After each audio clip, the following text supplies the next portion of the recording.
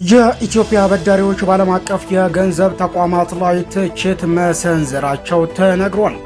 የኢትዮጵያ የቦንድ ባለቤቶች ኮሚቴ ዓለም አቀፉ የገንዘብ ተቋም IMF እንዲሁም የይፋዊ አበዳሪዎች ኮሚቴ ላይ ከፍተኛ ትችት ሰንዝሯል። ኮሚቴው ተቋማቱ ባቀረቡ ስህተት የተሞላበት የኢኮኖሚ ትንበያ ምክንያት ኢትዮጵያ ለአንድ ዓመት ተኩል ያህል ያላግባብ በዕዳ መክፈል አቅም ማነስ ውስጥ እንድትቆይ ማድረጓን ገልጿል። ይህ ትችት የተሰማው የኢትዮጵያ 24 የዩሮ ቦንድ 45 በመቶ ድርሻ የሚወክለው የቦንድ ባለቤቶች ኮሚቴ ከኢትዮጵያ መንግስት ጋር በመርህ ደረጃም የዕዳ ሽግሽግ ላይ መድረሱን ይፋ ባደረገበት ወቅት ነው። በስምምነቱ መሰረት ያለው ዕዳ በሐምሌ 2021 ዓመተ ምህረት የሚጠናቀቅ ወደ $880 ሚሊዮን አዲስ ቦንድ ይቀራል።